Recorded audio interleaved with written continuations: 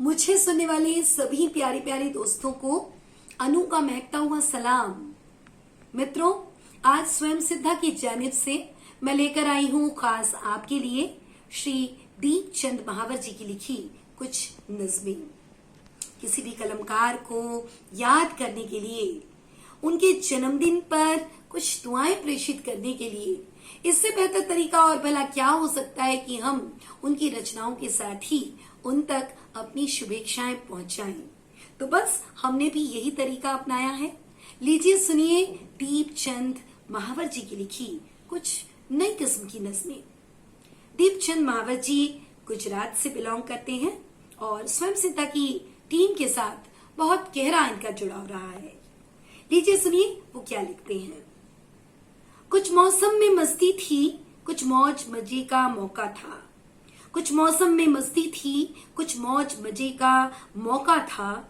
खुलकर मिलने से बोलो, कब किसने तुमको रोका था। हुस्न के वो बाजार सजे, हर नूर टपकता चेहरा था। जो मेरा सा दिखता था, वो एक नजरों का धोखा था। मैं ही था जो बिक ना पाया, बेशकीमती सौदा था। मैं ही था जो बिक न पाया, बेशकीमती सौदा था। सस्ती थी ईमान की कीमत, मोल भाव भी चोखा था। सस्ती थी ईमान की कीमत, मोल भाव भी चोखा था। हिरनी सी आंखें थी और जोबन कस्तूरी उसका था। चलती थी लहराई नागन, वो अंदाज अनोखा था। हिरनी सी आंखें थी और जोबन कस्तूरी उसका था। चलती थी लहराई नागन, वो अंदाज अनोखा था।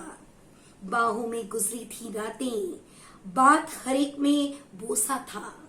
बाहों में गुजरी थी रातें, बात हर एक में बोसा था। रुखसारों को चूम के उसने हर आंसू को सोखा था। ये थी दीपचंद महावर जी की लिखी एक बेहद नई किस्म की नज्म। एक और गजल जैसी कोई चीज है, मैं इस वक्त पढ़कर सुनाती हूँ। लीजिए सुनिए पहला शेर कि भूलना यूं जरूरी था, बहुत वो याद आता था। भूलना यूं जरूरी था, बहुत वो याद आता था।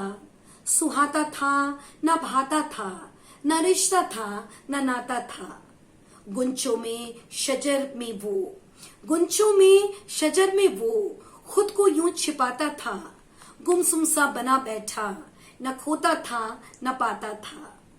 कभी फिर उठ जाता था, निवाले भी न खाता था। कभी फिर उठ जाता था, निवाले भी न खाता था। मुझे हर पल सताता था, न रोता था न गाता था। गजब की उसकी गिनती थी, सिफर भी वो गिनता था। अनाड़ी था, उसे कुछ भी न आता था न जाता था। कशीदे वो नहीं पढ़ता, न किससे ही सुनाता था। फकत थी एक नज्म उसकी, उसे ही गुनगुनाता था। जमी से यूं जुड़ा जड़ वो, न ले जाता न लाता था। खजाने भर के बैठा था, न याचक था न दाता था। कभी संदल सा महके वो, कभी जाफरान जैसा था। कभी संदल सा महके वो, कभी जाफरान जैसा था। बिखर जाती थी एक खुशबू, न जाने क्या वो लाता था। एक बहुत अच्छी सी गजल अभी हमने सुनी, जिसे मैंने आप तक पहुंचाने की कोशिश की है। एक और कुछ नज्म जैसी बात है, लीजिए सुनिए।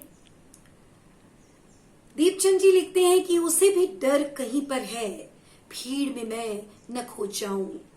उसे भी डर कहीं पर है, भीड़ में मैं न खो जाऊं। होके खामोश फिर न मौत की आगोश में सो जाऊं। सुबह उसको भी है और कहीं ये डर भी बैठा है।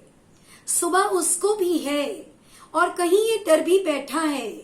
रूठ बैठूं कभी, एक रोज किसी का न मैं हो जाऊं। आते जाते वो मौसम है, खिजाएं हैं बहारें हैं। शजर में बद्दुआ वाला, खरा न फिर से हो जाऊं। शजर में बद्दुआ वाला, खरा न फिर से हो जाऊं। कई इल्जाम है सर पे, कत्ल के खून खराबे के। कई इल्जाम है सर पे, कत्ल के खून खराबे के। नहीं दामन भी चाहता है दाग मैं उसके धो पाऊं। जमी बंजर है सूखा है बना ये रेत का दिल है, नमी भी है नहीं बिल्कुल बीच उल्फत के बो पाऊं। तुझे चाहूं तुझे पाऊं तेरा बस होके रह जाऊं, तुझे चाहूं तुझे पाऊं तेरा बस होके रह जाऊं, लगा कर मैं गले तुझे बस जी भर के रो पाऊं। ये थी कुछ नई तरह की नज़में।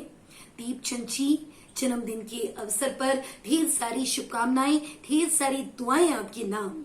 स्वयं सिद्धा की जानिब से मैं हूं अनुज चक्रवर्ती और ढेर सारी दुआओं के साथ आज मैंने कोशिश की कि दीपचंद जी की रचनाएं मैं आप तक पहुंचा सकूं। अगली बार किसी और कलमकार